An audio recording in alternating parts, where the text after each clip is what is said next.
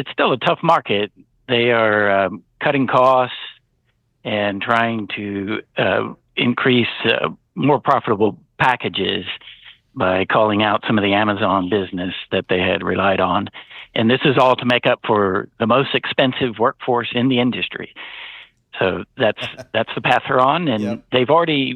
they've done most of their initiatives, and now they need to let them play out and see if they're going to work their way through to higher operating margins. Talk about their relationship with Amazon. I know they're in the process of unwinding that relationship with delivering Amazon.com packages. What's the strategy behind that policy? The strategy is to not deliver so many of the low cost packages that Amazon likes to dump on other entities, right? Either the Postal Service or UPS or other folks. These are a lot of times lightweight packages that go short distances, and UPS doesn't make much money, and it has a high cost labor force again. So it's trying to get away from that. It's not a complete walk away from Amazon. It's more of a glide down, as CEO Carol Tomei likes to say. They've glided that down to about 9% of their total sales going to Amazon. It used to be about 13% at the height of the pandemic. So they're not going to break from Amazon completely. They just want the higher profit packages from them. So, it's interesting when I think about it, FedEx or UPS, I think about a big fixed cost businesses, the warehouses, the planes, all that kind of stuff. And I would think you'd want to punt as much volume through there as possible. But I guess, UPS is saying we need to focus on kind of the unit profitability a little bit more. That's correct. And they're also looking to automate more. They've shut down a lot of facilities. In the end, by the end of this year, it'll be 150 facilities that they're shutting down. These are older ones that don't have as much automation.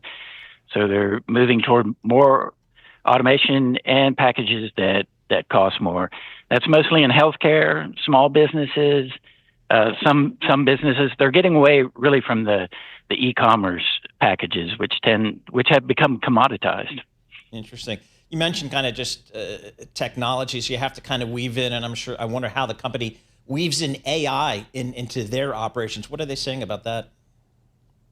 Yeah, they have a pretty powerful network now because they've introduced RFID, which sounds like an old technology, but it actually has gotten so cheap and so small that they can print RFID labels. So these labels that go on the packages can be picked up without having to physically scan them. So that's a pretty powerful tool. And then you marry all that data flowing in automatically into the system, and that's where AI takes that data and breaks it down and works its magic.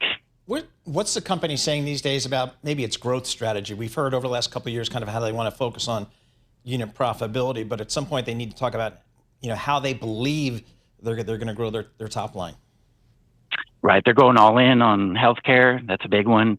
This is where you get into some of the specialized deliveries with cold chain, where things have to remain cold and sometimes at very, very low temperatures throughout the whole network.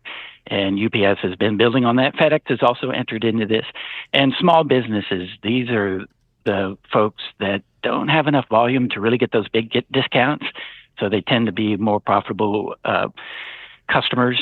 And of course, the B2B, the business to business deliveries those are bread and butter deliveries that they won't walk away from. What they are walking away from are some of those e-commerce deliveries, especially the residential ones where you don't have a lot of packages going to one stop. That density where you can deliver more packages at one stop is a key to boosting margins. And the residential deliveries, they're never going to be as profitable as business deliveries. So talk to us about just the geographic growth. Did they call out, I know they're primarily in the U.S., but they have a pretty decent international exposure as well. Do they call out any area as a potential opportunity or a potential problem area? Yes, they talked about international quite a bit. I think they have some opportunities to do what they did in the U.S. in international, which is to maybe call out some of those low profit packages and concentrate on the higher dollar ones, if you will, and also to automate more and become more efficient. They also talked about some of their trade lanes becoming more normalized. They said that they had growth in their China to U.S. trade lane for the first time in many quarters. Interesting. And they're working through the elimination of the de minimis Right, packages. right. I don't know if you remember that whole Yep, flap, sure. but that was a lot of volume that was coming through UPS, That was. and at a pretty good price too. That went away very suddenly, Yep. and they're starting to lap that, so it's looking a little bit better on the numbers.